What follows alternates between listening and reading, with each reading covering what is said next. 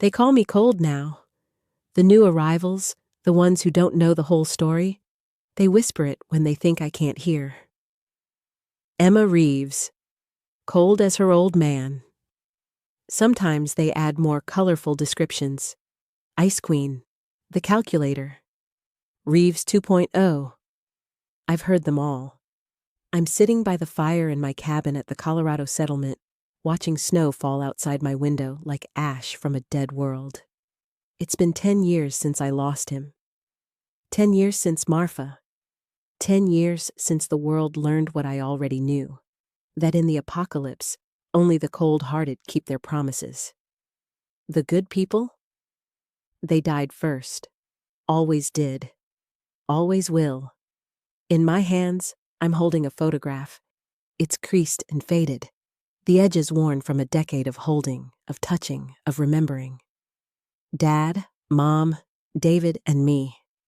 I was 10. We were at Big Bend National Park before everything went to hell. Before the cordyceps. Before Marfa became a graveyard filled with people who learned too late that kindness is a luxury the dead can't afford. I remember the day this photo was taken. David had just caught his first fish, a tiny bass that he'd insisted was at least 3 pounds, I swear.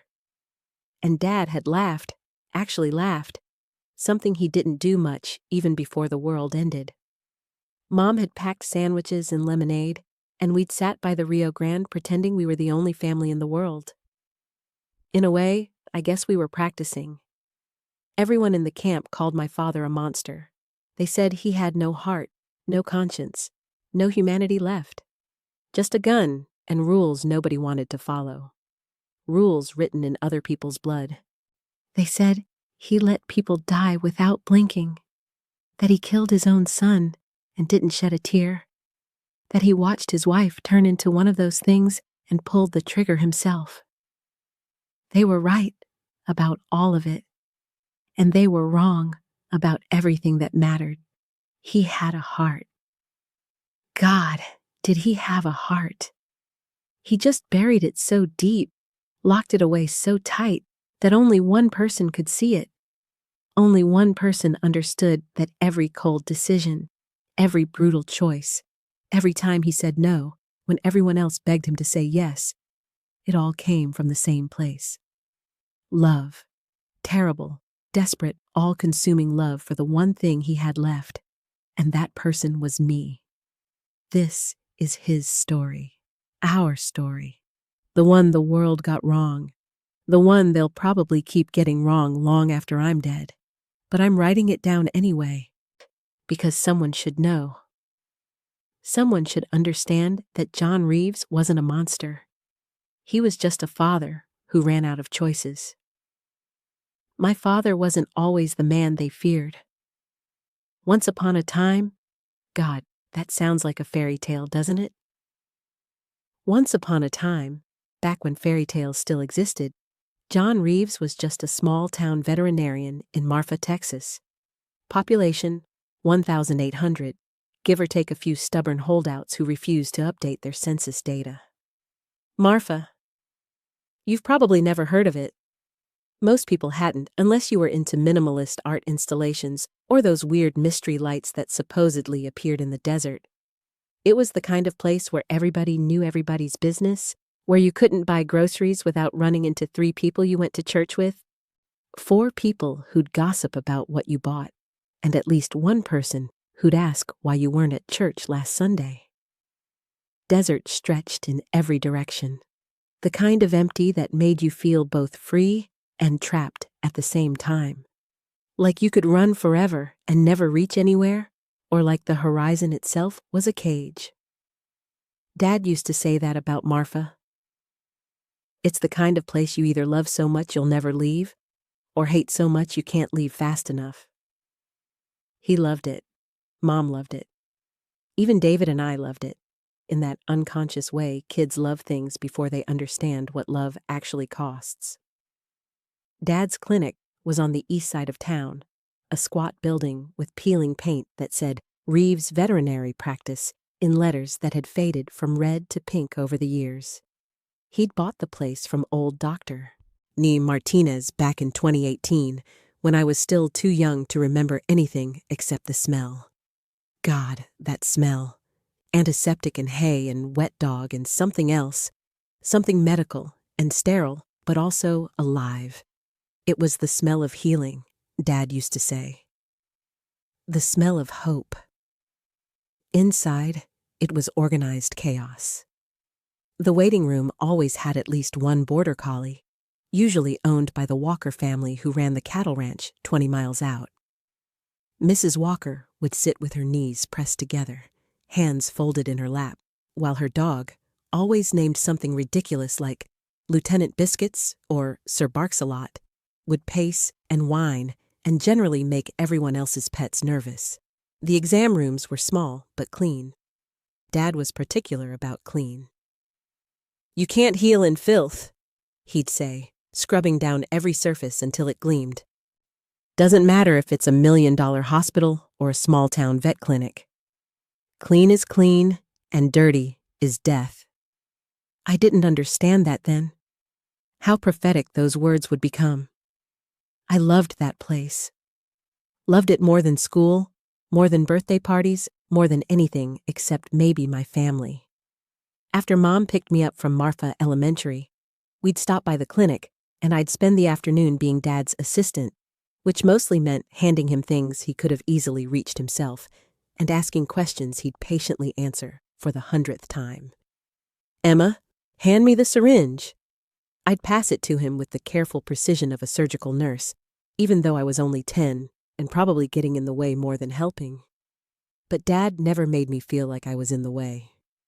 He'd take the syringe and give me a nod like I'd just performed open-heart surgery and continue his work. "Is Rusty gonna be okay?" I'd ask about whatever dog or cat or horse he was treating that day. Always the same question, always worried. "He'll be fine, kiddo. Just needs his shots and some TLC." Dad always spoke in this calm, measured way, like nothing in the world could rattle him. Like he'd seen every possible problem and knew exactly how to fix it. His hands were steady. I remember that clearly. So steady you'd think they were carved from stone. "You remember what I taught you about checking for illness?" "Look at their eyes." I'd recite dutifully, proud that I remembered. "Eyes always tell first. That's my girl." He'd ruffle my hair, and I'd beam like he'd just told me I'd won the Nobel Prize. Most people, they wait until an animal's half dead before they notice something's wrong. They look at behavior, at eating habits, at obvious symptoms. But by then, it's often too late. You want to catch disease early? Look at the eyes. Clarity, focus, responsiveness. The eyes tell you everything you need to know. I practiced on Pepper, our golden retriever. Stared into her eyes like I was reading her soul. "What am I looking for, Dad?" "Life," he'd say simply. "When an animal's sick, the light starts to go out. Like someone's dimming a lamp, slowly, bit by bit. You see that dimming, you know something's wrong." Mom, Lisa Reeves, elementary school teacher, and the kindest person you'd ever meet, the kind who'd give you her last dollar and apologize for not having more, would lean against the doorframe of the clinic, arms crossed, watching Dad work with this little smile on her face. It was her, "Look at this dork I married" smile. The one that said she knew exactly how lucky we all were.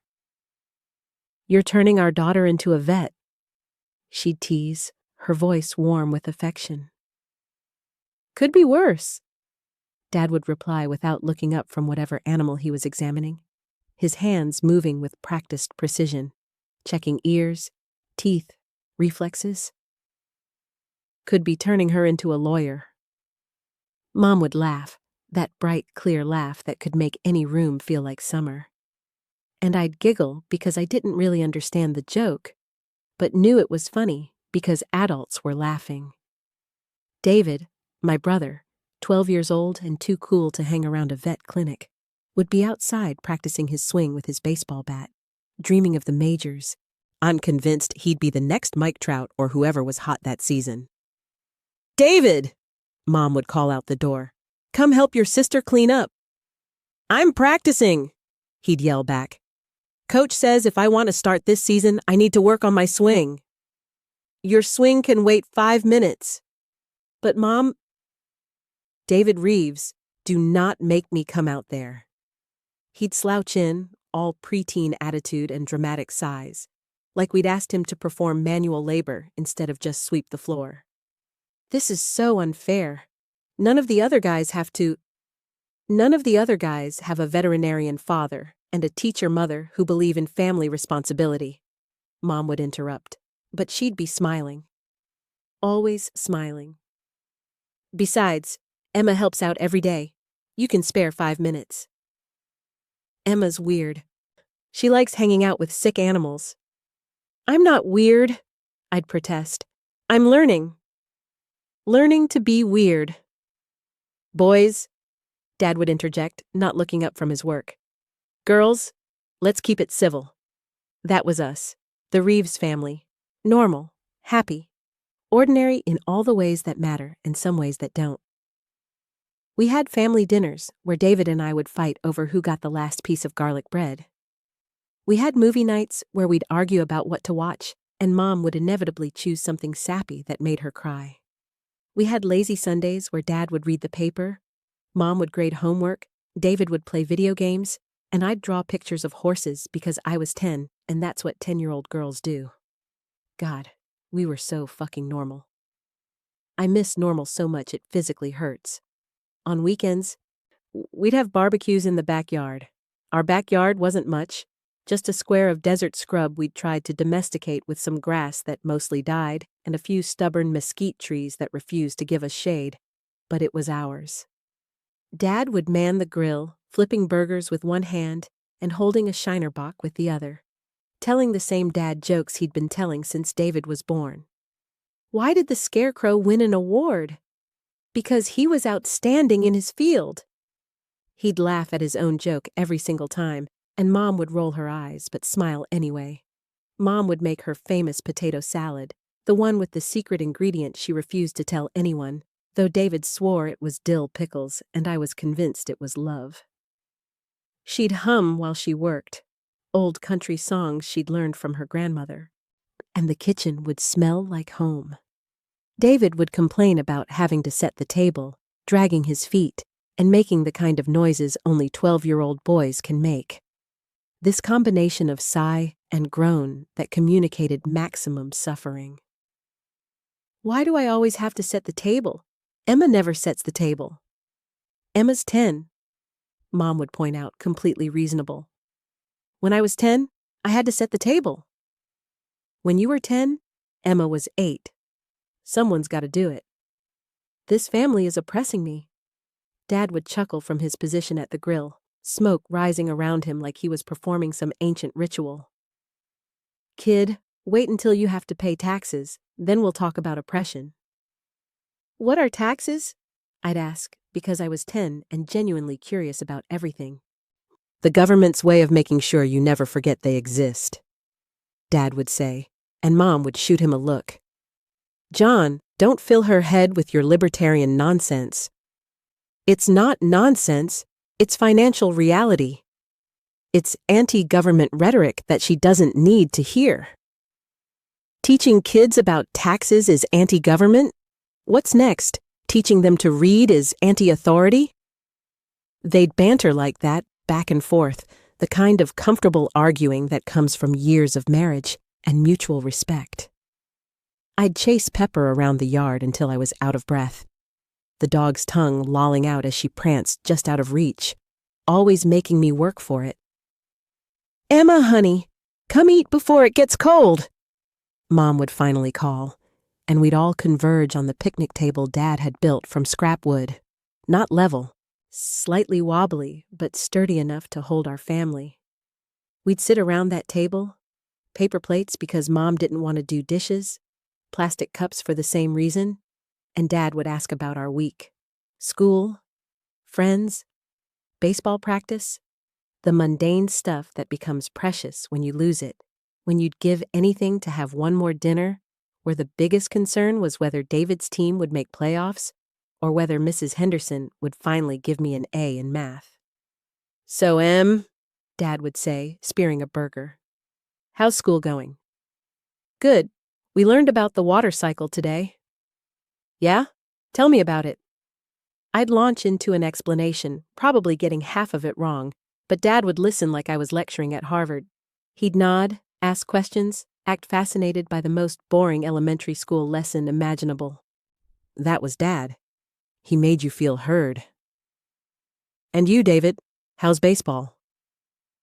"Coach says I might start in right field next week," David would say, trying to sound casual but unable to hide his excitement. "If I keep my batting average up." "That's great, son. You've been working hard." "Yeah, well, gotta impress the scouts someday, right?" "Scouts aren't coming to Marfa middle school games, David," Mom would point out gently. "They might. You don't know." "Sure, honey, they might." These were the moments, the ones I replay in my head when things get dark, when I have to make decisions that would have horrified the girl I used to be.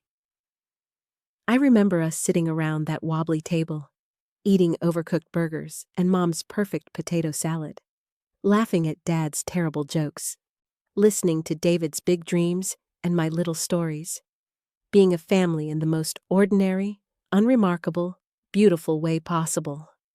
Then came the warnings. "John, you're paranoid again." It was April, late April, maybe 3 weeks before everything started unraveling. Mom said those words while we were watching TV, some evening news program that Dad had put on instead of our usual sitcom rerun. The reporter was talking about a fungal infection in Brazil, Manaus specifically. Deep in the Amazon. People acting erratic, violent, medical officials baffled, the CDC monitoring but not yet concerned. Dad leaned forward, elbows on his knees, completely focused. I was doing homework on the floor, math problems I didn't understand and didn't care about. But I noticed how tense he'd become, how his jaw worked like he was chewing words he couldn't say. "I'm not paranoid," Dad replied, not taking his eyes off the screen. "I'm cautious. There's a difference." "It's Brazil, babe. That's like, what, 4,000 miles away?" "Diseases don't respect borders, Lisa." His voice had this edge to it, this tension I wasn't used to hearing. "Planes fly. People travel. What starts in the Amazon doesn't stay in the Amazon." Mom rolled her eyes at me and David, trying to lighten the mood. "Your father thinks every sick cow is mad cow disease, and every dog with a cold is rabies." "That's not true," Dad said, but there was a hint of a smile. "Just the ones that matter. And a fungal infection in Brazil matters to us in West Texas because I know how these things spread, because I've studied zoonotic diseases my entire career, because—" He stopped himself, seeming to realize he was getting worked up over nothing. "Maybe." "Never mind. You're right. I'm probably overreacting." But he wasn't overreacting. He was underreacting, if anything. I remember the way he watched that news report, the way his hands gripped his knees, the way he didn't blink, didn't move, just absorbed every detail like his life depended on remembering. When they showed footage of infected people in São Paulo, stumbling around, faces twisted in confusion and rage, eyes that looked wrong even through the TV screen, Dad's face went pale. "Dad?" I asked, putting down my pencil. "What's wrong with them?" He was quiet for a long moment. In the background, the reporter was saying something about unprecedented aggressive behavior and unknown neurological effects. Dad watched them drag a man away in restraints, watched him thrash and scream and foam at the mouth. "I don't know, Em," he said finally. But I could tell he was lying. Not to me, exactly. To himself. Like if he didn't say it out loud, it wouldn't be true. But I'm gonna find out. That night, after David and I were supposed to be asleep, I heard Dad and Mom talking in the kitchen. Their voices were low, but our house was small enough that sound carried. Lisa, I need you to take this seriously. Take what seriously? Some disease outbreak on another continent? Yes, exactly that. John, we've been through this before. Remember the swine flu panic? The Ebola scare? You stockpiled enough supplies to survive an apocalypse, and nothing happened. Nothing ever happens. Until it does. You can't live in fear of every potential disaster. That's not living. That's hiding. I'd rather hide and survive than stay exposed and die. That's a lovely philosophy for our children to learn. Our children need to learn that the world is dangerous, and pretending otherwise gets you killed. There was a long pause. Then Mom, her voice softer. When did you become so scared, John? I'm not scared. I'm prepared. Same thing. No, it's not. I heard a chair scrape, footsteps, then the back door opening and closing. Dad going outside, probably to sit on the porch and stare at the desert like he did when he needed to think. Mom's footsteps came toward the bedrooms. I quickly closed my eyes, pretended to be asleep. She opened my door, stood there for a moment. I could feel her watching me, then quietly closed it again. In the dark, I thought about what Dad had said, about the world being dangerous, about pretending otherwise getting you killed. I was 10. The world seemed pretty safe to me. Marfa was boring, not dangerous. The scariest thing that ever happened was when Mrs. Walker's dog got loose and chased me half a block before Dad caught him. How wrong I was. How wrong we all were. April bled into May, and the news got worse. Not dramatically worse.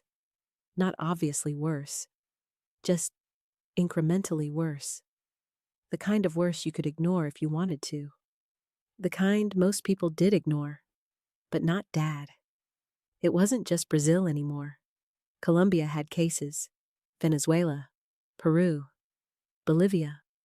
The infection was spreading, slowly but steadily, moving through South America like water finding cracks in a dam. Dad spent hours in his office at the clinic, reading medical journals, calling colleagues at Texas A&M and UT Austin, trying to piece together what was happening. I'd sneak in sometimes after school and find him hunched over his desk, surrounded by papers covered in words I didn't understand. Ophiocordyceps, parasitic fungi, neural pathways, behavioral modification, zombie ants. That last one I understood.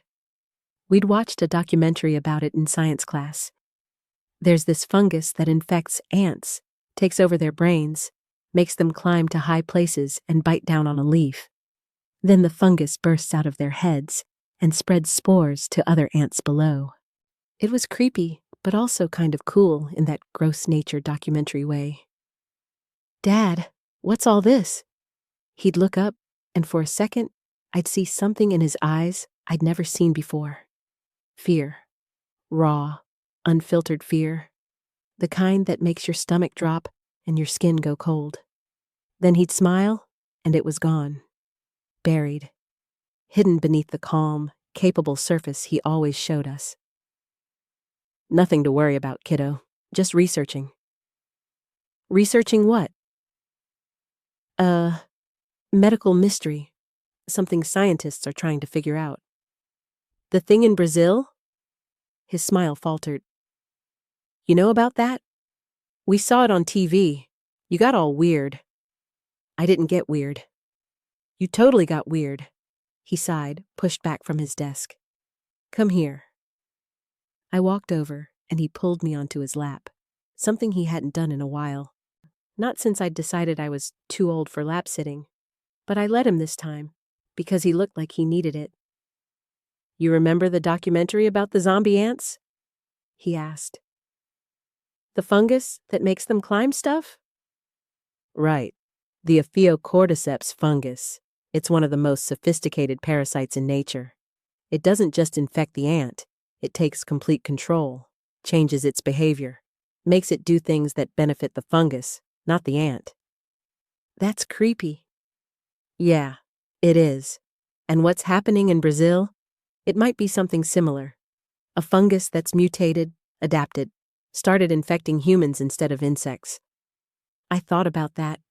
About a fungus taking over people's brains, making them do things they didn't want to do. Can that really happen? I don't know. Nobody knows. Well, that's what makes it scary. We're in uncharted territory. But it's in Brazil. That's really far away. He hugged me tighter. Yeah, it is. And maybe it'll stay there. Maybe the CDC will figure it out and stop it before it spreads. Maybe I'm worrying over nothing. Mom thinks you are? Mom's probably right. She usually is. But the way he said it, the way his arms tightened around me just slightly, I knew he didn't believe that, not for a second. By June, the first cases appeared in the United States. Houston, to be specific. 200 miles from Marfa. Close enough to matter. Close enough to panic over. The reports were terrifying. A man had attacked his family in the middle of the night, killed his wife, and injured his 2 kids before police shot him. They said he was acting irrationally, that he'd been sick for a few days before the attack. That his eyes had looked wrong. Another woman had been found wandering I-10, covered in blood, screaming incoherently about things crawling under her skin. When paramedics tried to help her, she'd bitten one of them hard enough to take off a piece of his arm. She died in restraints at the hospital, still thrashing, still screaming, until her heart just stopped. The CDC called it a neurological disorder of unknown origin. The media called it Houston madness. Online, people were calling it a lot worse things. Dad called an emergency town meeting.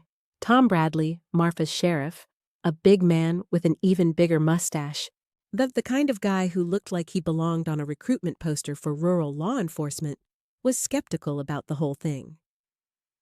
Doc, I appreciate you wanting to help, but isn't this a bit outside your jurisdiction?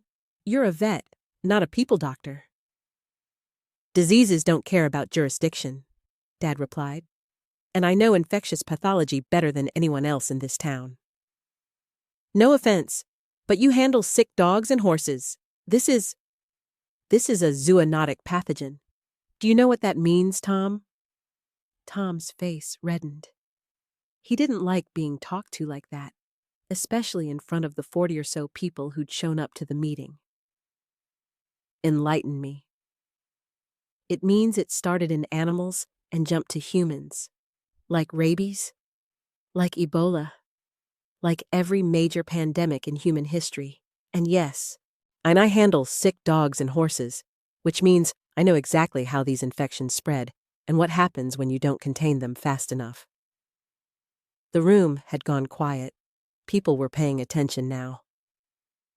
Dad stood at the front of Marfa's community center, really just a large room in the town library, with a whiteboard behind him covered in diagrams I only half understood. He'd printed out news articles, medical reports, CDC bulletins, laid them all out like evidence in a court case. Here's what we know, he started. There's a fungal infection spreading through the Americas. Started in Brazil, now confirmed in 7 South American countries and Texas. The CDC is calling it neurological, but that's only part of the story. The fungus attacks the brain, specifically the parts that control aggression, reasoning, and self-preservation. Mrs. Walker raised her hand. So, it makes people crazy? It makes them violent and eliminates their ability to recognize danger or feel pain. They become zombies, someone said from the back. It got a nervous laugh.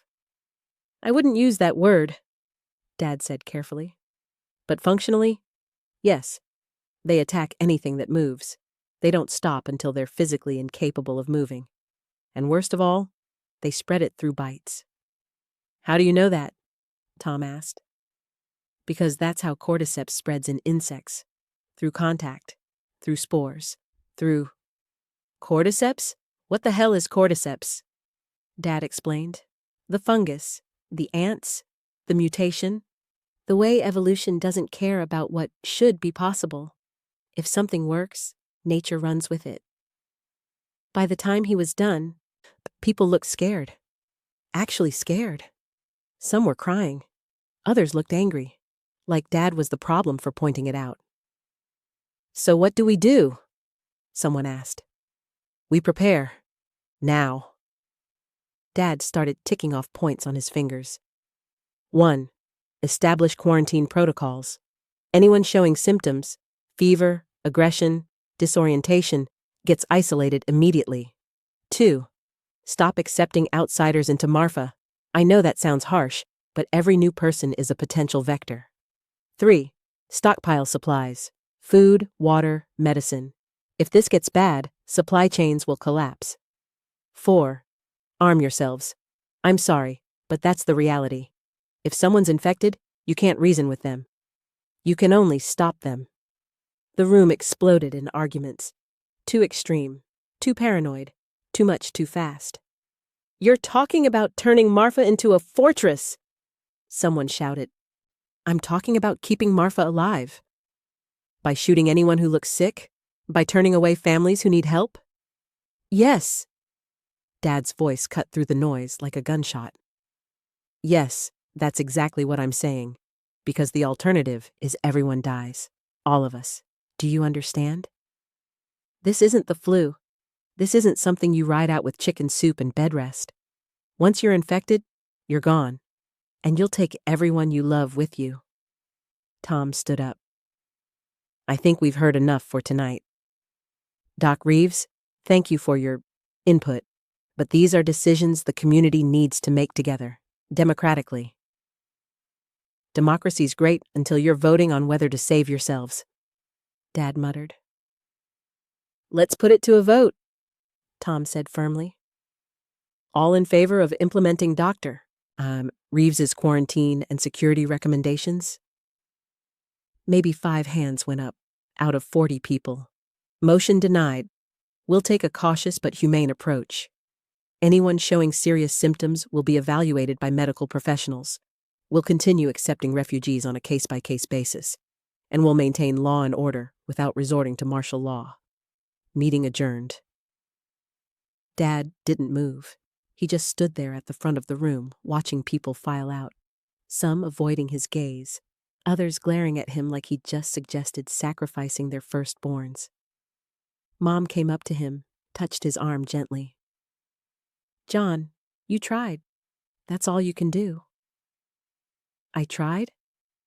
Lisa, I just told them exactly how to survive, and they voted against it. What am I supposed to do with that? Accept it. This is a democracy. Democracy doesn't mean shit when you're dead. John, they're going to die. All of them. Every single person who walked out of here feeling good about their humane approach. And when they do, it'll be because they chose kindness over survival. Maybe some things are worth dying for. He looked at her like she'd slapped him. Are they? Really? You think maintaining your moral high ground is worth David's life? Emma's? That's not fair. This isn't about fair. This is about reality. And the reality is, in a few months, maybe weeks, this town is going to be overrun with infected, and all those people who voted against my extreme measures will be begging for someone to save them. And it'll be too late. I watched from my seat in the back, holding David's hand because he looked scared, and I was supposed to be the brave little sister. I didn't understand everything Dad was saying, but I understood enough. The world was changing, and we weren't ready. On the drive home, nobody spoke. The silence was thick, suffocating, broken only by the hum of the truck's engine and the occasional sound of gravel under tires. Finally, David asked, "Are we going to die?" "No," Dad and Mom said simultaneously, then looked at each other. "We're going to be fine," Mom continued, her teacher voice in full effect, calm, reassuring, confident. "Your father is being cautious, which is smart. But Marfa is safe. We're isolated. We have good people here." "Good people die just as easy as bad people," Dad muttered. "John." "What? You want me to lie to them? Tell them everything's going to be okay when I know it's not?" "I want you to not terrify your children." "Better terrified and prepared than comfortable and dead." They argued all the way home. David and I sat in the back seat, silent, scared, listening to our parents' marriage crack under the weight of a disaster that hadn't even arrived yet. When we got home, Dad went straight to the garage. I could hear him moving stuff around, organizing, preparing. Mom put us to bed early, but I couldn't sleep. I snuck out to the garage and found Dad surrounded by boxes, canned food, bottled water, first aid supplies, batteries, flashlights, a lockbox I'd never seen before, probably containing the guns he'd bought years ago for home protection. You should be in bed. I can't sleep." He sighed, wiped his forehead with the back of his hand. "Yeah, me neither." "Are you really that scared?" "I'm scared enough to prepare. There's a difference between fear and stupidity. Fear says, be careful. Stupidity says, it won't happen to us. And I've seen too much stupidity tonight." I sat down on an overturned bucket, watching him work. "Mom's mad at you. Mom thinks I'm paranoid. Are you?" He stopped, turned to look at me fully.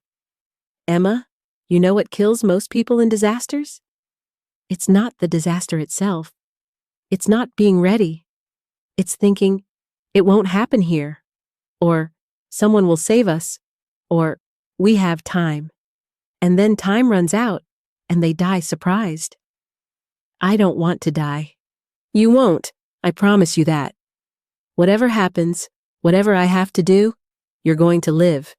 You and David and Mom. That's all that matters to me." He said it with such conviction, such absolute certainty, that I believed him. I believed him all the way up until the moment David died. I'm going to spare you some of the details, not because they're not important, but because reliving every moment of that summer is harder than you might think, even 10 years later. Some memories blur together. Some are crystal clear. All of them hurt. July came fast. The infection had spread from Houston to San Antonio to Austin. 3 major cities, all falling within weeks. The CDC issued quarantine orders. The military set up checkpoints. The president gave a speech about maintaining calm and trusting the process. Nobody trusted anything anymore. Marfa's population swelled as refugees fled the cities. To people who'd lived in Houston their entire lives, suddenly showed up in our tiny town with nothing but the clothes on their backs and horror stories that seemed too terrible to be true. They were all true. Tom organized the survivors into a camp based at the old elementary school, the one Mom used to teach at. 200 people crammed into a building designed for maybe 100 kids. It was chaos at first. People fighting over supplies, accusations of hoarding, paranoia about who might be infected. Dad tried to implement his rules. Tom listened this time, finally understanding that humane approaches didn't work when you were dealing with a fungal infection that turned people into rabid killers. But it was a compromise, always a compromise. Rule 1 passed.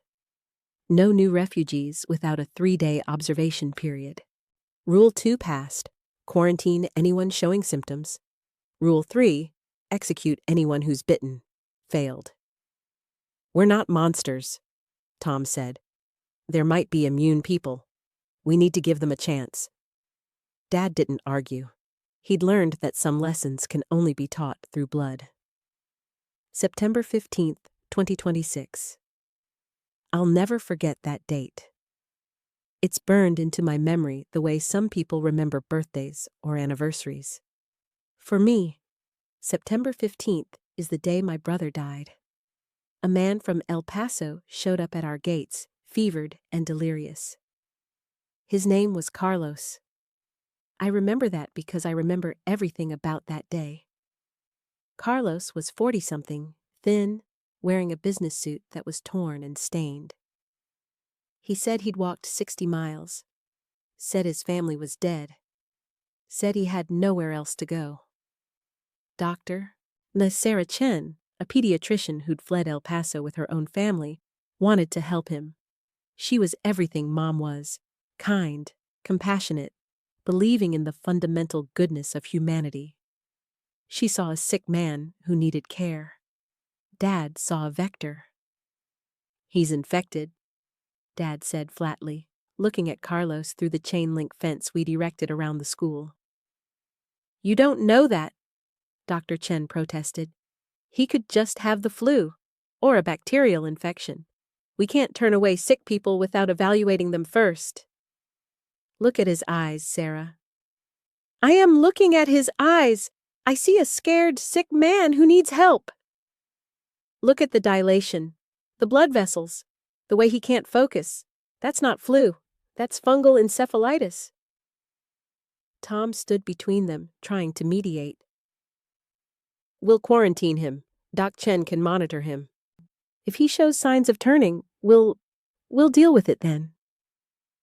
"You're making a mistake," Dad said. "Noted, but we're taking him in." They put Carlos in the music room, the same room where Mom used to teach kids to play recorder and where David and I had performed in countless school concerts. It had been converted into a quarantine area. Bare walls, a cot, a locked door with a window. Dr. Chen checked on him every few hours, brought him water, antibiotics, hope. I snuck by once, curious, stupid, peeked through the window. Carlos was lying on the cot, but he wasn't resting. He was twitching, jerking. His eyes were open but unfocused, rolling around like he was watching invisible birds fly through the room. His lips moved constantly, forming words that made no sound, and there was something growing on his neck, small at first, easy to miss. Little white tendrils, like threads, pushing up through his skin. I ran and told Dad. He grabbed his revolver and went to the music room. By the time he got there, Carlos was already thrashing, and Dr. Chen was trying to sedate him. "Get out," Dad ordered her. "Now." "I almost have him sedated. Sarah, get out!" She backed away just as Carlos's eyes snapped open. They weren't eyes anymore, just milky white orbs with no humanity behind them. He looked at Dr. Chen the way a shark looks at a seal. Then he lunged. Dad shot him. 3 times.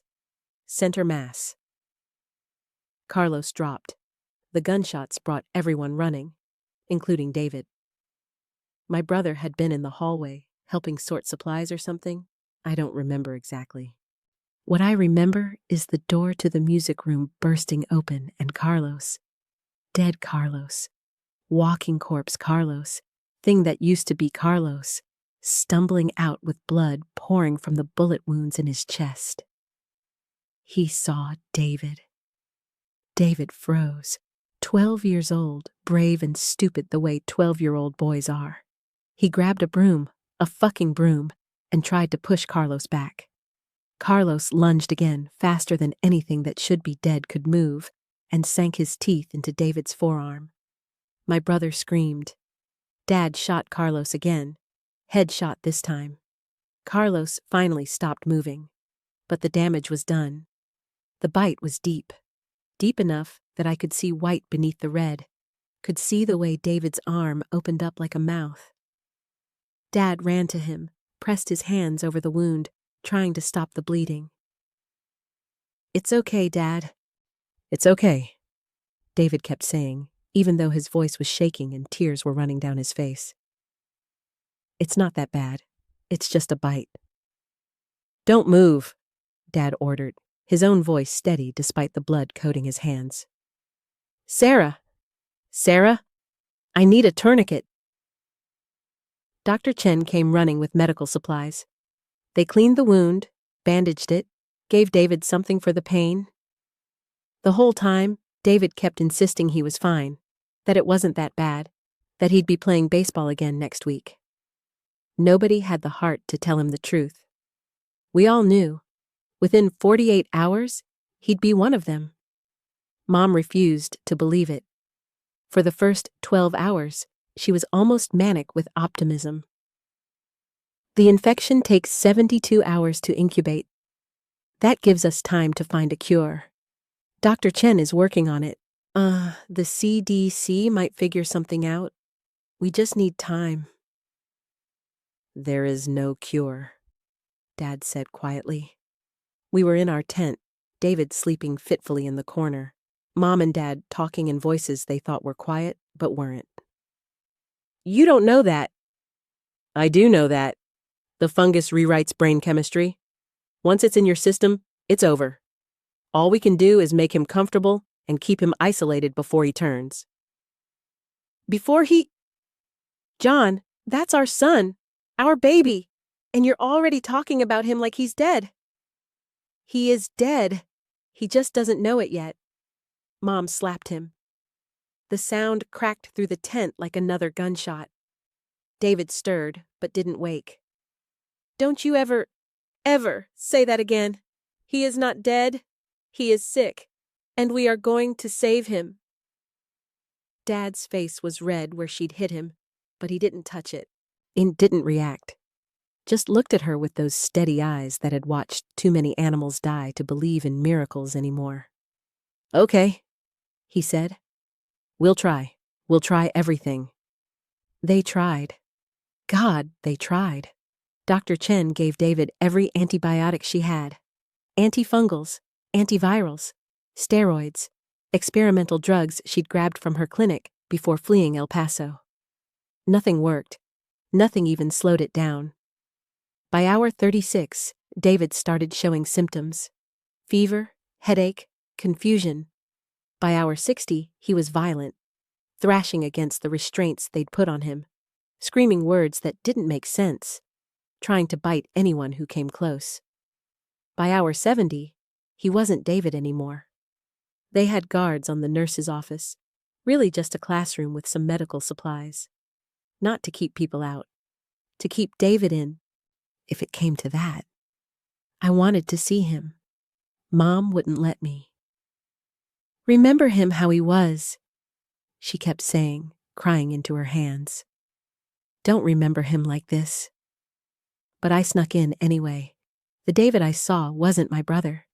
He was strapped to a table, foam coming out of his mouth, eyes rolled back in his head. The fungus had started to show, white growths along his neck and jaw, pulsing with some sick kind of life.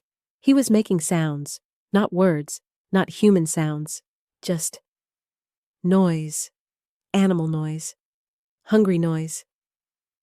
"Emma, you shouldn't be here." I turned. Dad was standing in the doorway, looking older than I'd ever seen him. He hadn't slept in 3 days, hadn't shaved, hadn't changed clothes. He looked like death. Is there any of him left in there?" Dad walked over, looked down at David, and my brother thrashed against the restraints, snapping his teeth at nothing. "No," Dad said. "He's gone." "What are you going to do?" He didn't answer for a long time, just stood there, watching the thing that used to be his son struggle and writhe and hunger for flesh. "What I have to," he said finally. "What no one else can." I wasn't there when it happened. Mom made sure of that. She kept me in our tent, held me so tight I could barely breathe, whispering prayers and apologies and regrets into my hair. We heard the gunshot, one single shot, clean, final. Mom's whole body shook, but she didn't make a sound. Just held me tighter, and I realized She'd known. She'd known it was coming. Had maybe even told Dad to do it, even though she could never forgive him for it. Later, much later, I learned what happened. Tom told me, years afterward, when I was old enough to hear it. Dad went into that room alone. No guards, no witnesses, just him and David. He sat on the edge of the table, put his hand on David's head, the one part of him that wasn't thrashing, wasn't trying to bite. "I'm sorry, son," he said. "I'm so sorry I couldn't save you. I'm sorry I can't let you become one of those things. And I'm sorry your last sight is going to be your old man's face." Then he'd put the gun to David's temple and pulled the trigger. Afterward, he'd carried David's body out himself. Buried him in the small cemetery behind the school. No service. No mourners except Dad, digging in the Texas heat, tears streaming down his face, whispering apologies to a son who'd never hear them. That was the day John Reeves became the man everyone feared. Because that was the day he proved he'd do what needed to be done, even if it destroyed him. Especially if it destroyed him. Mom never forgave him. That's important to understand. People think maybe she came around. Maybe she eventually understood why Dad did what he did. But no. She spent the last months of her life hating the man she'd married, despising him for having the strength she didn't. They moved into separate tents. Stopped talking except when necessary. When they did interact, it was all cold politeness and careful distance. "Emma needs new shoes. I'll handle it. There's a supply run tomorrow. I'm aware. Don't get yourself killed, for her sake." Noted. That was their marriage now. Logistics and resentment. And Dad changed. God, did he change. The man who'd made terrible dad jokes at barbecues, who'd laughed at sitcoms, who'd ruffled my hair and called me kiddo. That man was gone. Buried with David. What was left was something harder, colder, more efficient. He stopped coming to camp meetings, stopped arguing with Tom, stopped trying to convince anyone of anything. He just enforced the rules they'd agreed on and ignored everything else. When people challenged him, "That's too harsh," or "We need to be more compassionate," he'd just stare at them until they looked away. He didn't need to argue anymore. David's grave was argument enough. People started calling him Cold John. It was partly fear, partly disgust, partly grudging respect. Because say what you want about Cold John, but his rules worked. After David, after everyone saw what happened when you ignored quarantine protocols, people started listening. Rule 3 finally passed. Unanimous vote. Anyone bitten gets put down immediately. Nobody liked it. But everybody knew it was necessary. Except the first time they had to implement it on someone else's kid, they all looked to Dad to pull the trigger. And he did. Because that's what Cold John did. I want to hate him for becoming that person. Want to resent him for letting grief turn him into something my mother couldn't stand to look at. But I can't. Because I understood, even at 10 years old, that he did it for me. Every cold decision. Every brutal choice. Every time he said no when someone begged for mercy. It was all to keep me alive. He'd already lost one child. He'd be damned if he lost another. Even if it cost him everything else. November came with cold winds and colder news. Mom got infected. She'd been helping Dr. Chen in the medical tent, treating someone who'd claimed to have a spider bite. Turned out it wasn't a spider. By the time anyone realized, it was too late. She hid it for 3 days. 3 days of knowing she was dying, knowing she'd turn into one of those things, and she didn't tell anyone. I think she wanted to pretend, just a little longer, that everything would be okay. Dad found the bite when she collapsed during dinner. He carried her to the quarantine room, the same room where David had died, and I watched him die inside all over again. "Please," Mom whispered, her hand in his. She was already fevered, already confused. "Please, John. Don't let Emma see. Don't let her." "I won't. I promise." I'm sorry I blamed you. You were right. You were always right. Lisa, take care of her. Keep her safe. That's all that matters now." "I will. I love you. Even when I hated you, I loved you." "I know. I love you too." She squeezed his hand. "Do it now. Before I turn. Before I become something that isn't me. Please, John. Don't make her brother do it. Don't make anyone else. Just you. Just us." I shouldn't have been there. Shouldn't have seen. But I'd followed Dad, hidden behind a door, watching through a crack. I saw him nod. Saw him kiss her forehead. Saw him pull out his gun with shaking hands. "Close your eyes, Lisa. I love you. I love you too." The shot echoed through the empty school. I ran before Dad could find me, before he could know I'd seen. That night, he buried Mom next to David. Still didn't cry where anyone could see. Still moved with that mechanical precision that kept him functioning when everything else had broken. But I knew. I knew because I found him later, in the garage, sitting in the dark with the gun in his lap, staring at nothing. He didn't see me, didn't hear me. He was somewhere else, somewhere terrible and alone. "Dad?" I whispered. He looked up, and for a second, I didn't recognize him. His eyes were empty, hollow, like someone had scooped out everything that made him human and left just the shell. Then he saw me, and something flickered back. You should be in bed. So should you." "Can't sleep." "Me neither."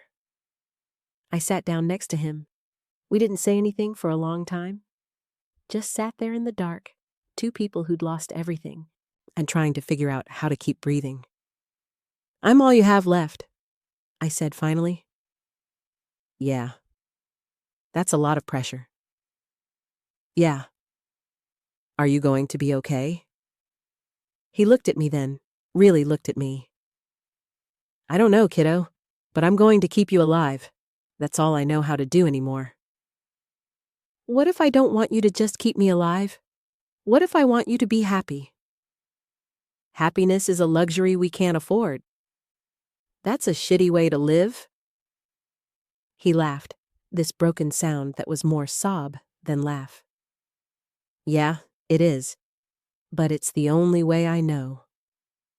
The camp held through winter, barely. Infections came in waves. Supply runs got more dangerous. People started leaving, trying to find better situations in Roswell or Carlsbad or anywhere that wasn't Marfa. Tom organized a convoy. 47 people in 5 vehicles heading north to a supposed military base. Dad and I didn't go. "They're going to fail," he told me, packing our truck. "Someone in that convoy is infected and doesn't know it yet. Or maybe they know and they're hiding it, hoping for a miracle. Either way, they're dead.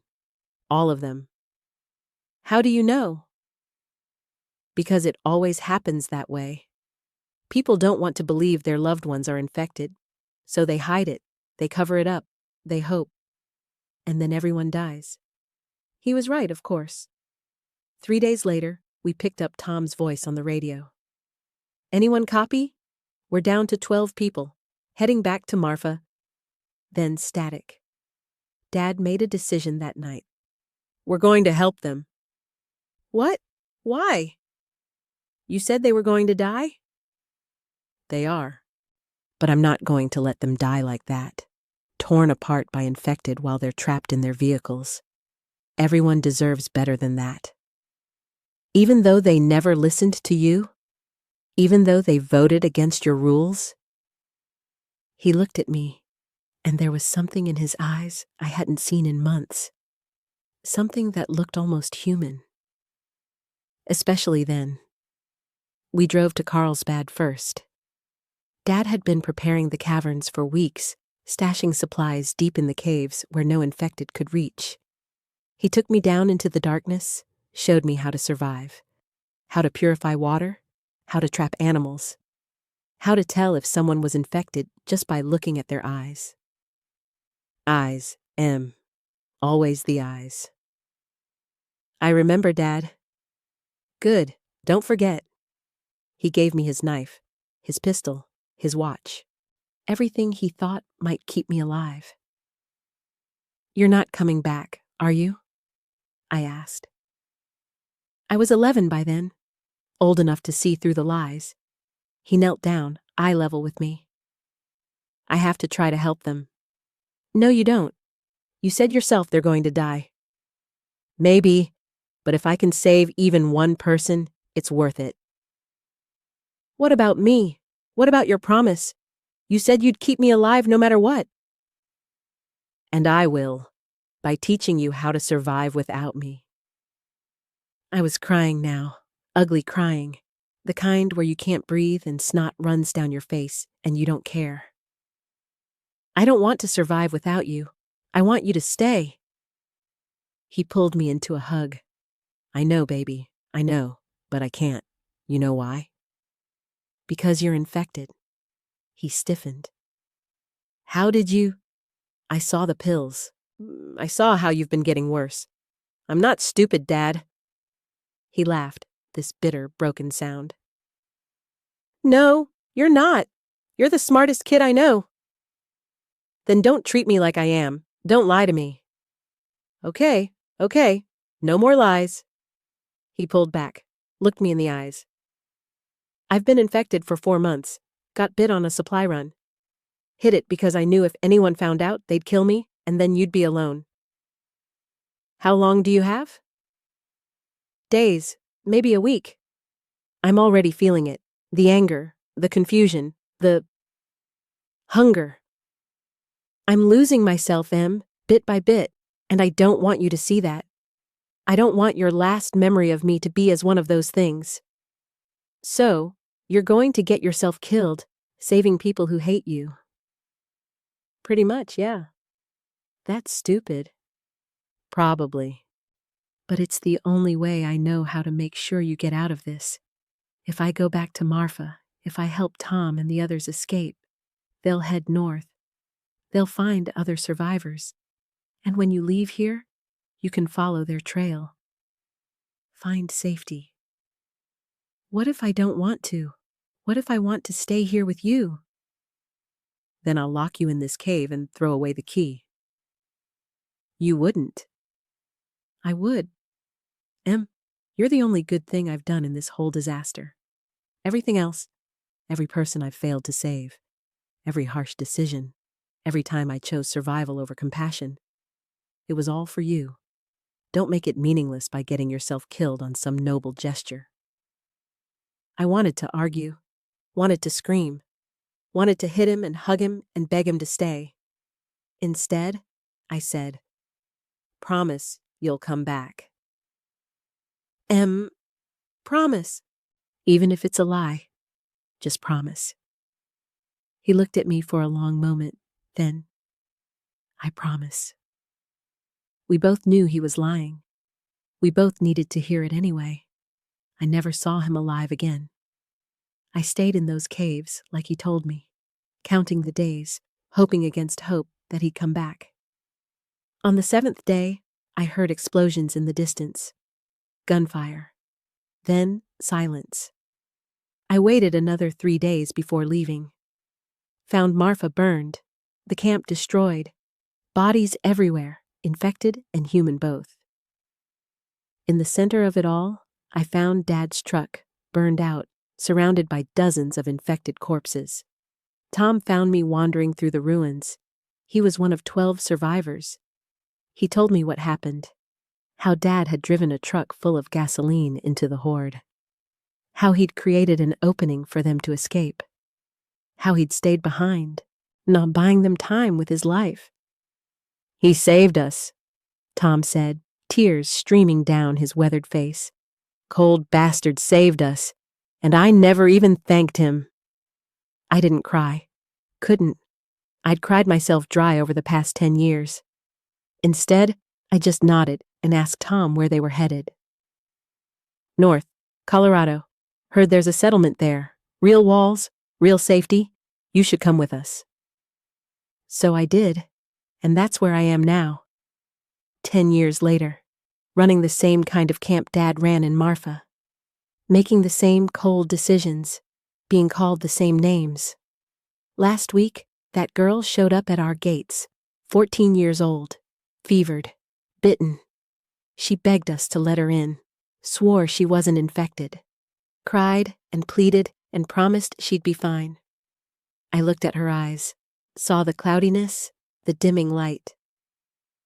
"I'm sorry," I told her. But you know the rules." One of our guards, a guy named Marcus who's too soft for this world, protested. "Emma, she's just a kid. We can quarantine her, try to—" "No. But, no, the rules exist for a reason. We break them, we all die. That's how it works." "Your father would have—" "My father would have done exactly what I'm doing. That's what he taught me. That's his legacy." I signaled the guards. They handled it humanely, quickly, the way Dad taught us, the way he taught me. Later that night, I pulled out the photograph. Mom, Dad, David and me, back when we were whole. "They call me cold now," I whisper to his image. "Just like they called you, and maybe they're right. Maybe I am. But every night, I count the survivors in this camp. 247 people. Us, all alive because someone was willing to make the hard choices." I trace my finger over his face. "You taught me that compassion without discipline is suicide. That love means keeping people alive, not making them like you. That sometimes being a monster is the only way to protect what you love." I close my eyes. And I understand now.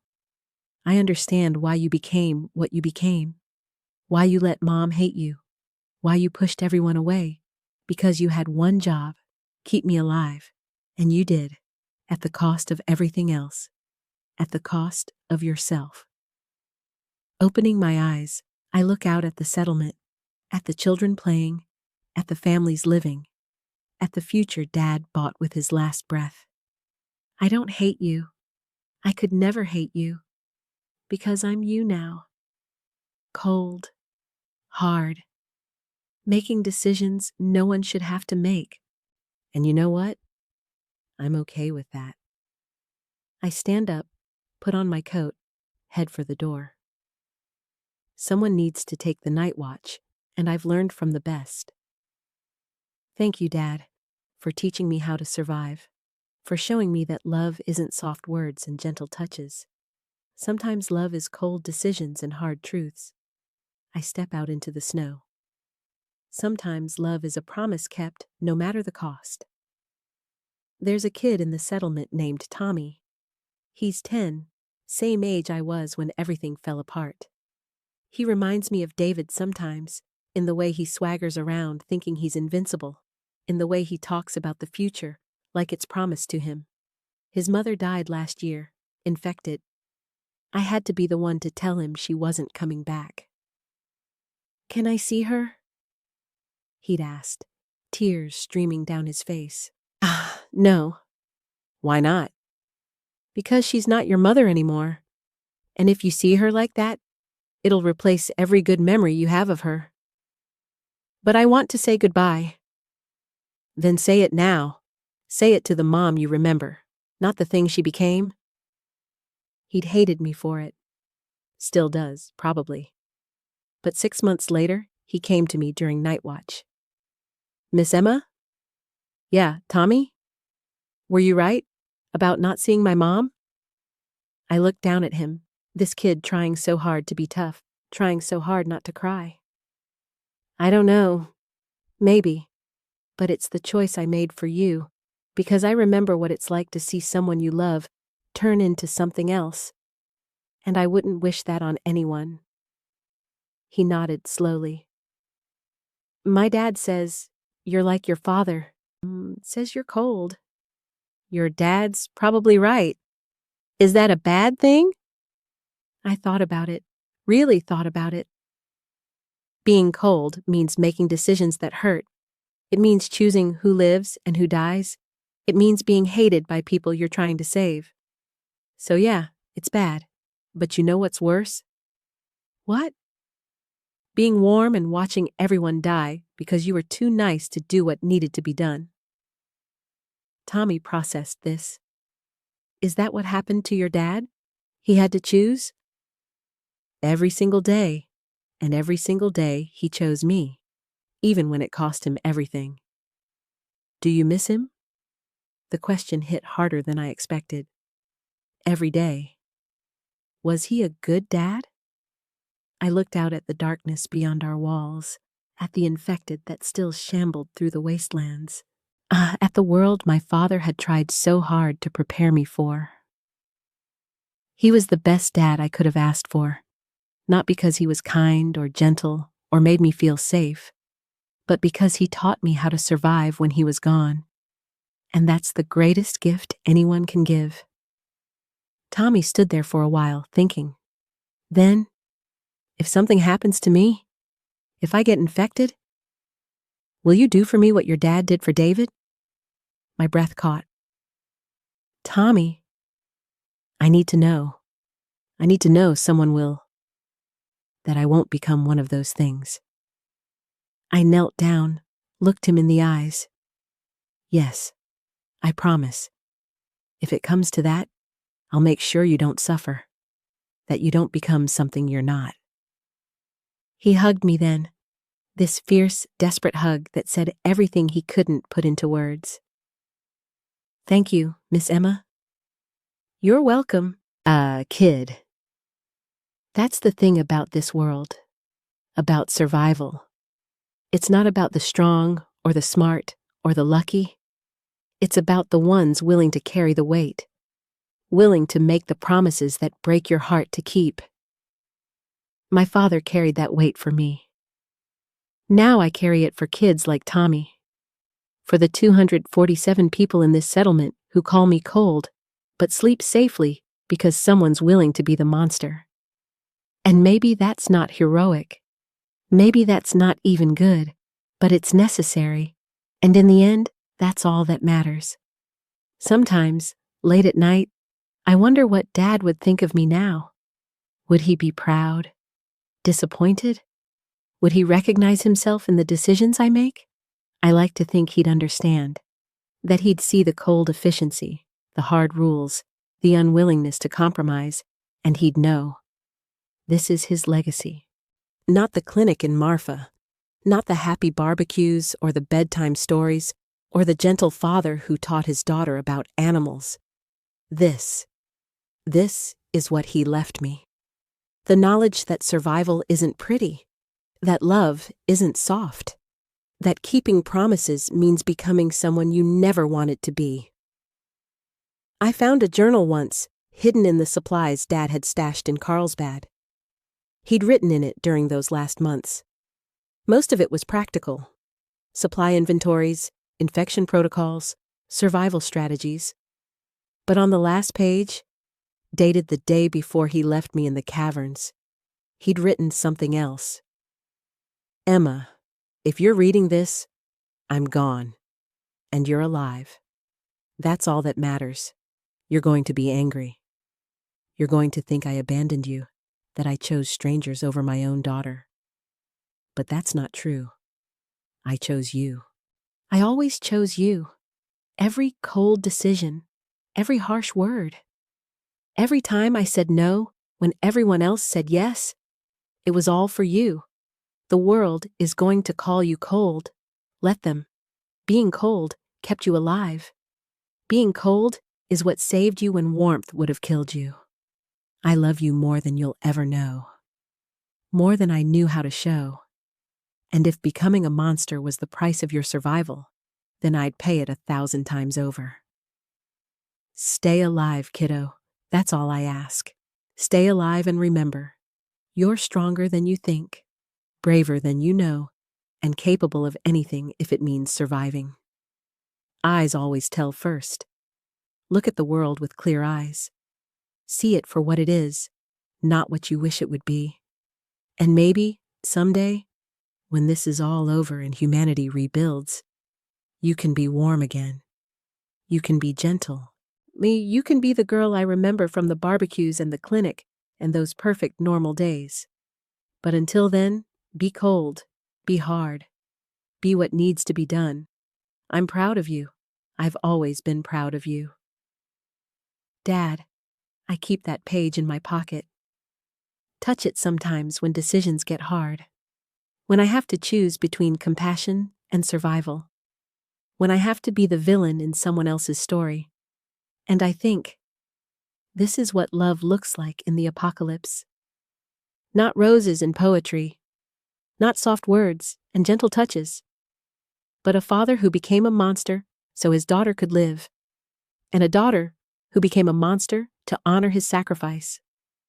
Tonight, like every night, I walk the perimeter, check the walls, count the survivors, make sure everyone's safe. 247 people, all alive, all breathing, all surviving because someone was willing to do what needed to be done. Sleep well, Dad. I whisper to the stars. Your little girl's keeping them safe, just like you taught me. The wind whispers back, carrying away my words, carrying them to wherever dead fathers go when their promises are kept. And I smile, because in this broken world, in this nightmare we call survival, that's enough. That's more than enough. That's everything. In memory of those who made the hard choices so others could live. Sometimes love is cold decisions and hard truths. Sometimes it's becoming the monster so others can remain human. Sometimes it's a promise kept, no matter the cost. Always, it's worth it. The settlement has grown since I took over 3 years ago. Started with 183 people. Now we're at 247. That's 64 lives saved by rules most people hate. By decisions that make children cry and adults curse my name. But they're alive to hate me. And that's what matters. I remember the first time I had to enforce Rule 3. A man named Robert came to us from a settlement down south. Nice guy. Funny. Good with kids. 3 weeks after he arrived, his daughter got bit during a supply run. She was 8 years old, had blonde pigtails and gap-toothed smile. Robert begged me, got on his knees right there in the middle of camp. Please, she's all I have left. Her mother died in Dallas. She's the only thing keeping me going. Just give her a chance. Maybe she's immune. Maybe... Robert. I kept my voice steady, even though my heart was breaking. Look at her eyes. He did, and he saw what I saw. That cloudiness, that dimming, the light going out. No, she's just scared. She's infected. You know it. I know it. Everyone here knows it. I can't lose her too. You already have. He tried to run, tried to take her and flee into the wilderness. My guards stopped him. We had to physically restrain him while I did what needed to be done. The girl never knew what happened. One moment she was confused and fevered. The next, she was gone. Clean, quick, merciful. Robert tried to kill me that night. Snuck into my cabin with a knife. I was ready for him. Had been expecting it, honestly. I let him get close enough to see the tears on my face before I disarmed him. Do it, he said. Just fucking do it. I don't want to live in a world where monsters like you get to decide who lives and dies. Neither do I told him. But someone has to make those decisions, and I'd rather live hated than die loved. He left the settlement the next morning. Last I heard, he'd found some commune in Utah that doesn't enforce quarantine rules. They're probably all dead by now. I hope I'm wrong, but I've learned that hope is another luxury we can't afford. The thing about being cold is that people think you don't feel anything. They think decisions come easy to you, that you don't lie awake at night seeing the faces of everyone you failed to save. They're wrong. I feel everything. Every death. Every hard choice. Every time I have to look someone in the eyes and tell them their loved one is infected. It never gets easier. You just get better at hiding the pain. Dad understood that. In his journal, buried in all the practical survival advice, there was one entry that I've read so many times the ink is starting to fade. March 15th, 2027. People think I don't care, that I've become some kind of machine, processing threats and making calculations without emotion. They're wrong. I feel everything. The weight of every decision. The guilt of every life I couldn't save. But I can't let Emma see that. Can't let her see me break. Because if I break, she breaks. And I need her strong. Need her to survive what's coming. So I bury it. Push it down. Become the monster they need me to be. Because monsters don't feel. Monsters don't doubt. Monsters do what needs to be done. And right now, Emma needs a monster more than she needs a father. He was right. And wrong. I needed both. Needed the monster who kept me alive and the father who loved me enough to become one. Most kids don't get to understand their parents until they're adults. I got to understand mine while he was still alive, still fighting, still sacrificing everything for me. The other settlements think we're extreme. They send messengers sometimes, suggesting we loosen up on the rules. You're turning people away who just need help, they say. You're creating a fortress instead of a community. Last settlement that told me that? Wiped out 6 months later. Took in a refugee family. One of them was infected. Hid it because they didn't want to be separated. By the time anyone realized, it was too late. 78 people died, including children. I went to the ruins afterward, not to gloat, just to bear witness, to remember why the rules exist. Found a teddy bear in the rubble, covered in blood. Some kid's favorite toy, abandoned in the chaos of dying. I brought it back to the settlement, put it in my office. Look at it every time someone complains about my rules being too harsh. Is it harsh? I ask them. Or is it necessary? Because somewhere out there is a settlement full of teddy bears covered in blood. Full of dead kids who might still be alive if their leaders had been willing to be harsh. Usually shuts them up. But there was one time it didn't.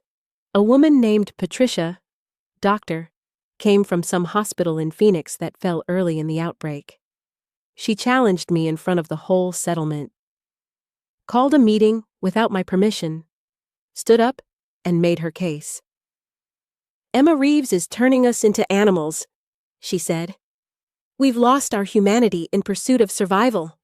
What's the point of surviving if we become monsters in the process? People nodded, murmured agreement. I felt the settlement shifting, questioning, doubting.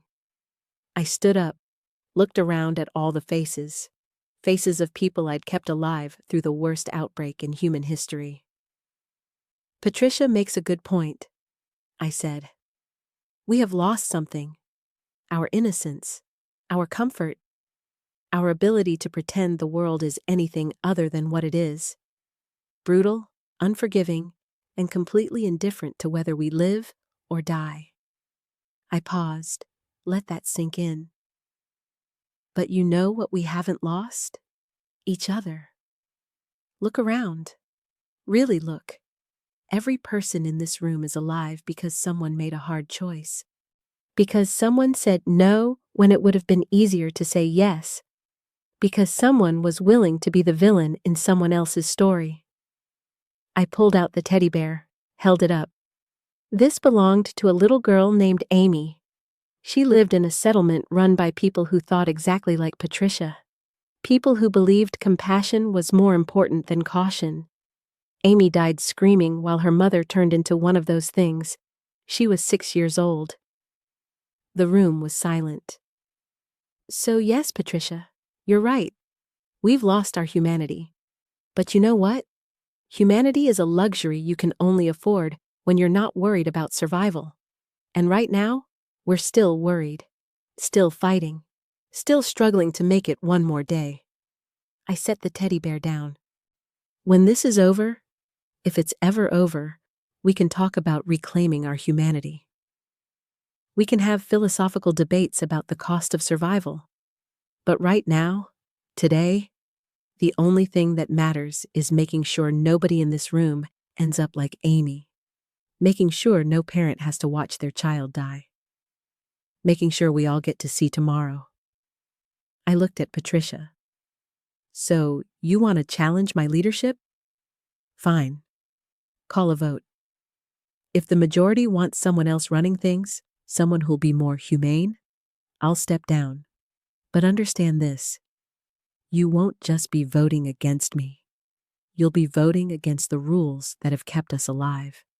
Against the hard choices that nobody wants to make but somebody has to. Against the monster who's willing to be hated so you can sleep safely at night. They voted. 247 people. I won 243-4. Patricia left the settlement the next day with the 3 people who'd voted for her. Haven't heard from them since. I hope they're okay. Really? I do. But I wouldn't bet on it.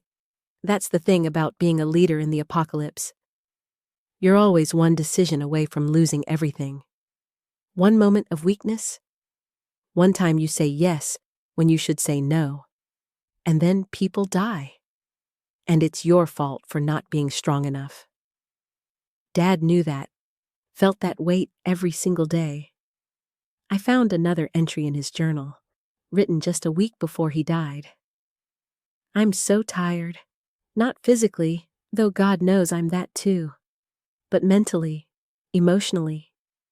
Tired of being the one who has to decide. Tired of seeing the hate in people's eyes when I enforce rules that keep them alive. Tired of being right when I want so desperately to be wrong. But I can't stop. Can't give up. Because the moment I do, Emma dies. And I won't let that happen. Can't let that happen. Even if it means I die hated and alone. Even if it means Emma grows up thinking her father was a monster.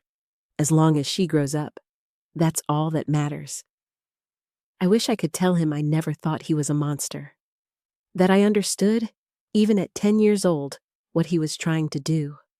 That every harsh word, every cold decision, every time he pushed people away, I knew it was for me. All for me. But I can't. He's gone. Has been for 10 years. All I can do is honor his memory by continuing his work. By being the monster this settlement needs. By making sure the 247 people under my care don't end up like Amy. Like David. Like Mom. Like Dad. There's a memorial wall in the settlement. Names carved into wood. Everyone we've lost over the years. Disease. Infected. Supply run accidents. Old age. Yes, some people actually make it that far now. Dad's name is there, near the top. John Reeves kept us alive when nobody else could. I put it there myself, carved it carefully, making sure every letter was perfect. People complained, said he didn't deserve to be on the memorial, said he was a killer, not a hero. I told them if they didn't like it, they could leave. Nobody left. Because deep down, even the people who hated him know the truth. John Reeves saved us. Not by being kind, not by being gentle, but by being hard enough, Cold enough, strong enough to do what needed to be done when everyone else wanted to look away. That's his legacy. And now it's mine. Tommy comes to find me while I'm doing my rounds. Kid's grown a lot in the past 6 months, getting taller, voice cracking, turning into a young man. Miss Emma? Yeah, Tommy? I've been thinking about what you said about your dad, about being cold. And? I don't think you're cold. I think you're just realistic. I smile. That's a nice way of putting it. No, I mean it. You see the world for what it is, not what you want it to be. That's not cold. That's just clear. Your dad still think I'm like my father? Yeah, but he says it different now. Says it like it's a good thing. People change their minds when they see the alternative. What's the alternative? Dead kids, dead families, dead settlements. That's the alternative to being cold. Tommy nods slowly. I want to help. On the watch.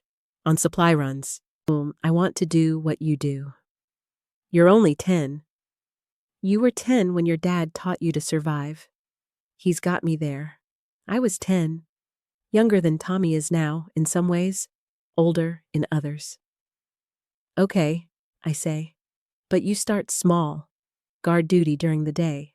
Learning to shoot. Understanding the rules. You don't get to enforce them until you understand why they exist. Why do they exist? Because kindness kills. Because compassion without wisdom is suicide. Because the moment you start valuing feelings over survival, you might as well dig your own grave. That sounds like something your dad would say. It is. Word for word. He said it to the town council in Marfa the night before everything fell apart. They voted against him. Most of them are dead now. But not you. But not me. Tommy looks out at the settlement, at the walls, at the guards, at the children playing under the watchful eyes of parents who know how fragile this peace is. I want to be like you when I grow up, he says. No, you don't. Why not? Because being like me means carrying the weight of every decision, means being hated by people you're trying to save, means going to bed every night knowing that tomorrow you might have to kill someone to keep everyone else alive. But someone has to do it. Yeah, someone does. Then why not me? I look at this kid. This brave, stupid, wonderful kid who wants to grow up to be the monster I've become. And I realize something. Dad felt this way about me. This mix of pride and heartbreak. This desperate wish that I could stay innocent while knowing I couldn't. Knowing the world wouldn't let me. Okay, I say finally. But don't say I didn't warn you. He grins. I won't. We walk the perimeter together. I show him the weak points. The places infected might try to breach. The contingency plans for different types of attacks. He absorbs it all like a sponge, asking questions, taking mental notes. He's going to be good at this, maybe better than me. The thought should scare me. Instead, it gives me hope. Because if Tommy can learn, if he can understand, then maybe there's a future where we don't need monsters anymore, where the rules are so ingrained, so accepted, that enforcing them doesn't require sacrifice. Maybe. Someday. But not today. Today, we still need monsters. Still need people willing to do the terrible things that keep everyone else safe. Still need cold hearts and hard choices. Still need John Reeves's daughter. As the sun sets over the settlement, I think about Dad. About the man he was before the world ended. The veterinarian who made bad jokes and loved his family and believed in the basic goodness of people. I think about the man he became. The cold, efficient, hated leader who kept us alive when everyone else died. And I think about the man I've become. Cold John's daughter, the monster of the Colorado settlement, the woman who makes children cry and adults curse, but who, at the end of the day, keeps 247 people breathing. Sleep well, Dad, I whisper to the darkening sky. Your little girl's still keeping them safe, still being the monster, still honoring your promise. The wind carries my words away. Somewhere out there, in whatever comes after, I hope he hears them. Hope he knows that I understand. That I forgive him for every harsh word, every cold decision, every time he pushed me away to keep me safe. And I hope he forgives me for following in his footsteps, for becoming the thing he never wanted me to be, but knew I'd have to become. Because in this world, in this nightmare we call survival, there's no room for the gentle, no place for the kind. Only space for the ones willing to carry the weight, to make the promises, to become the monsters. And I'm okay with that. Not happy, never happy, but okay, because 247 people are alive tonight. 247 hearts beating. 247 futures possible. All because someone was willing to be cold. All because John Reeves taught his daughter that sometimes the only way to save the people you love is to become the person they hate. That was his last promise, his final gift. And I've kept it, through tears and blood and 10 long years of being the villain. I've kept it, and I'll keep it tomorrow, and the day after, and every day until either I die or the world finds its humanity again. Whichever comes first. In memory of those who made the hard choices so others could live. In memory of John Reeves, monster, hero, father. In memory of the man who loved me enough to become something terrible. Thank you, Dad, for everything. Now sleep well. Your work is done. Mine has just begun. The snow is falling heavier now. I stand at my window, watching it blanket the settlement in white. Pure. Clean. Like the world is trying to forget all the blood that's been spilled. All the choices that had to be made. Tomorrow, we have a supply run planned. Dangerous one. There's a pharmacy 20 miles south that might still have antibiotics. We need them. Winter is coming harder this year, and pneumonia is already starting to spread through the settlement. 3 people down with fever. Not infected. I checked their eyes a dozen times. Just sick. I'll lead the run myself. Can't ask people to risk their lives if I'm not willing to do the same. That's another thing Dad taught me. A leader who hides behind walls while others die is no leader at all. Marcus volunteered to come. So did Tommy, though I turned him down. Too young. Too much to lose. He argued, of course. Said he was ready. Said he wanted to prove himself. I told him there'd be plenty of time for that. Plenty of chances to prove yourself in a world that's constantly trying to kill you. He didn't like it, but he accepted it. That's growth. I think about the people who'll be on the run with me. Marcus. Sarah. Different Sarah, not Dr. Chen. She died years ago. James. Roberto. All good people. All people I've trained. All people who understand the rules and why they matter. If something goes wrong, if one of us gets infected, the others know what to do. We all do. Rule 3 doesn't have exceptions, not even for leaders. Especially not for leaders.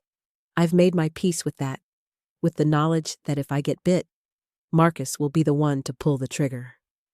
He's practiced, steady, won't hesitate, won't drag it out. It'll be clean. Quick, the way it should be.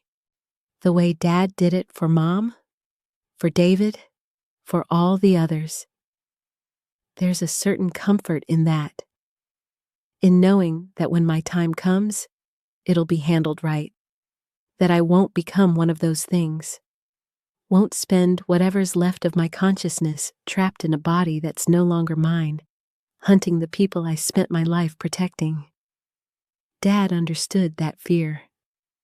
It's in his journal, pages and pages about it, about what it must be like to feel yourself slipping away, to know that every day you're less human than the day before, to watch the monster take over piece by piece until there's nothing left of you but hunger and rage. The hardest part, he wrote, isn't knowing I'm going to die.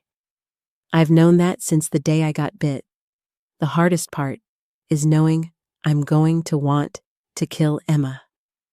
That somewhere in whatever's left of my brain, I'll see my daughter and feel nothing but hunger. That the person I love most in the world will become prey. I can't let that happen. Won't let that happen. Better to die myself than to risk 1 second where I might hurt her. That's why he went back to Marfa. Why he sacrificed himself saving people who'd voted against him, who'd called him a monster, who'd never understood that every harsh decision was born from love. He wasn't being noble, wasn't trying to redeem himself. He was just making sure that when he finally lost control, when the infection took over completely, Emma Reeves would be far away, safe, unable to see her father become the thing he'd spent months killing. That's love. Not the fairy tale kind, not the kind they write songs about, but the real, ugly, that beautiful kind that exists in the spaces between life and death. The kind that says, I'll become a monster so you don't have to. The kind that sacrifices everything, including memory, including legacy, including the chance to be understood. I get it now. Didn't when I was 11. Couldn't. But now, standing here at 21, running a settlement the same way he ran Marfa, making the same impossible choices.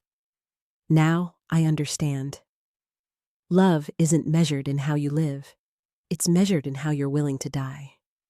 And Dad died making sure his last act as a human being was saving lives instead of taking them. Making sure his daughter remembered him fighting until the end, not giving in. I won't get that luxury. When my time comes, and it will come, eventually, everyone's time comes in this world, I won't have the option of noble sacrifice. I'll just be another infected, another monster, another thing that needs to be put down for the safety of the settlement. And I'm okay with that, because between now and then, I'm going to keep doing what Dad taught me. Keep making the hard choices. Keep being the monster so others can stay human. Keep the settlement safe, even if it means being hated, feared, called every name people can think of. 247 lives. That's what matters. Not my legacy, not whether history remembers me kindly. Just those 247 beating hearts, those 247 chances at tomorrow.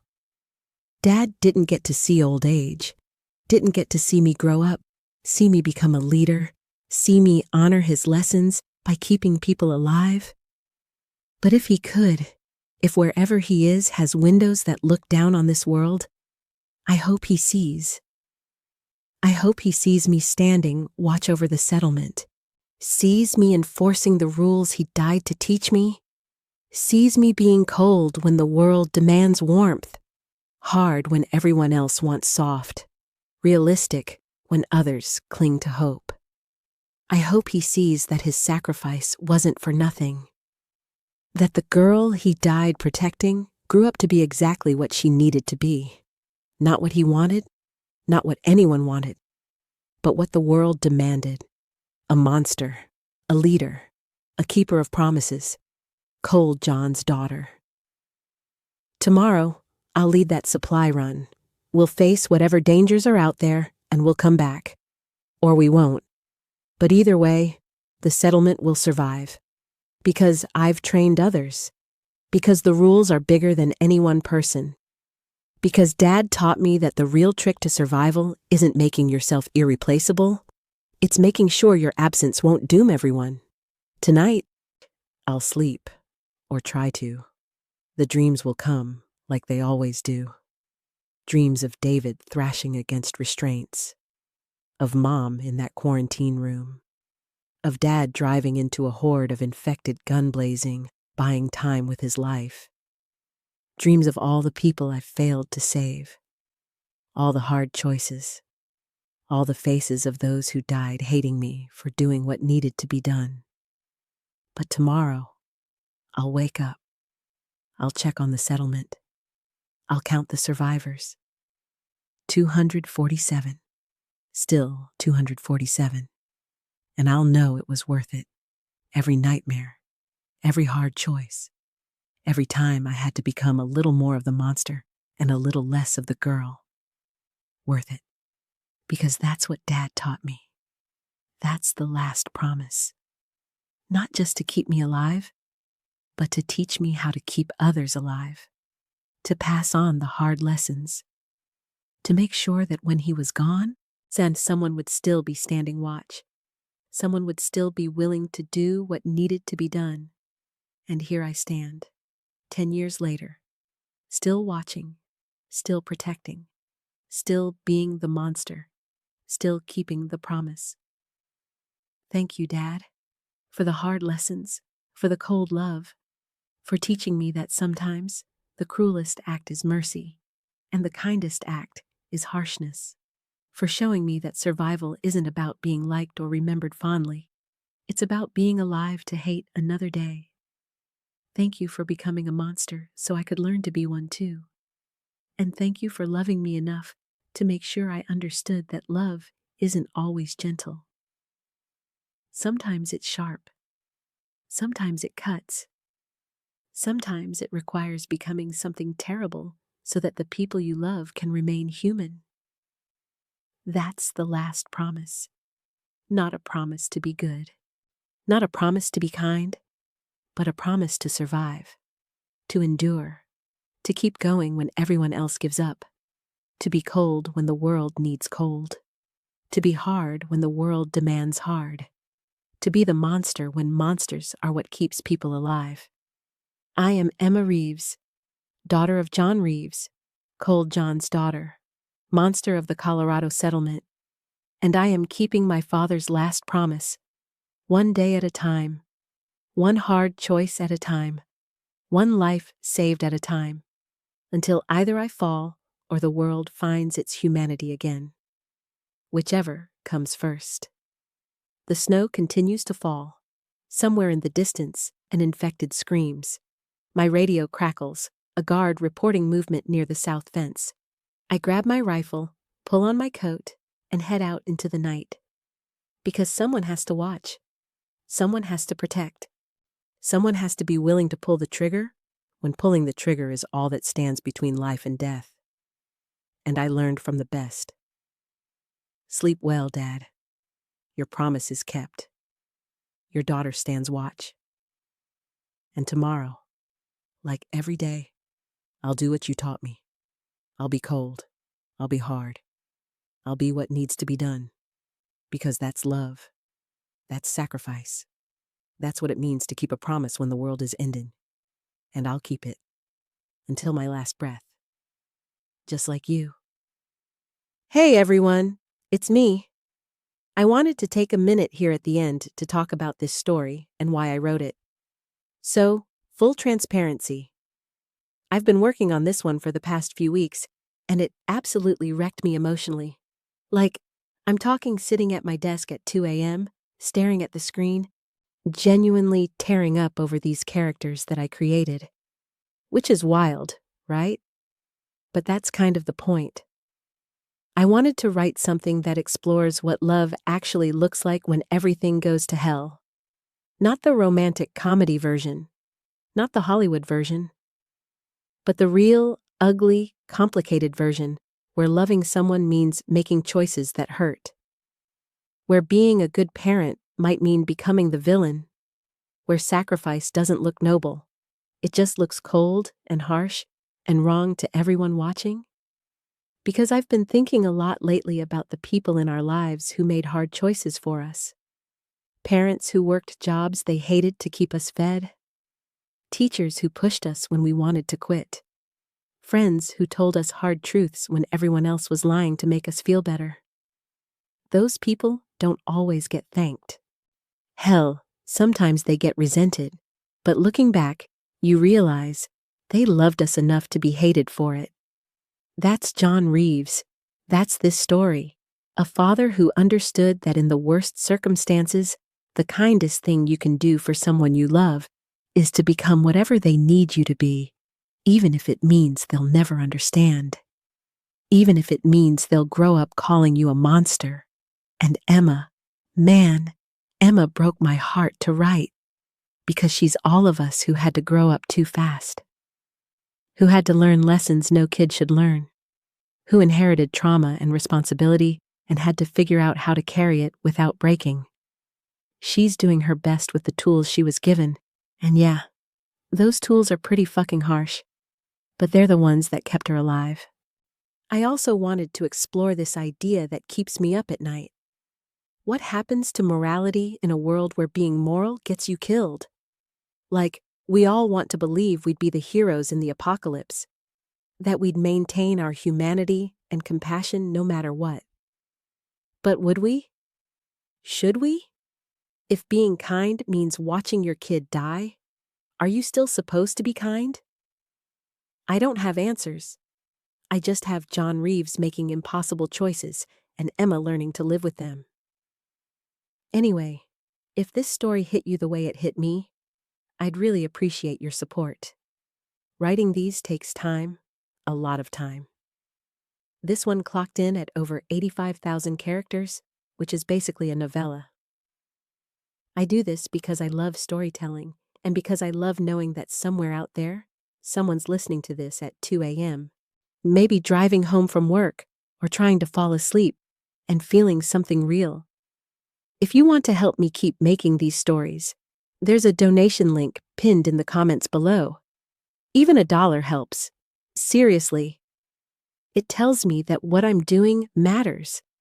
That these stories, these weird, dark, emotionally devastating stories about people trying to survive when the world falls apart, are worth making. And if you can't donate, that's totally cool. Just hit that like button. Leave a comment telling me what you thought.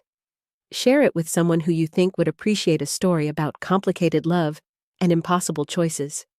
That helps too, more than you know. I've got more stories coming, some lighter, though, let's be real. Lighter is relative when you hang out on this channel. Some darker, some that'll make you laugh, some that'll make you cry. But all of them trying to dig into what it means to be human when being human gets really, really hard. Thank you for listening. Thank you for being here. Thank you for letting me tell you about John Reeves and his daughter, and the promise he kept, even when it cost him everything. Sleep well, everyone. And if you've got someone in your life who made hard choices for you, someone who was cold when you needed cold, hard when you needed hard, maybe tell them thanks. They probably need to hear it. Take care out there. And I'll see you in the next one. Oh, and one more thing. Seriously, check the pinned comment for those links. Ko-fi, Patreon, all that stuff. Even just following on social media helps me know you're out there. That you're listening. That these stories matter. All right, I'm done. Thanks for sticking around for the author ramble. You're the real ones. Peace.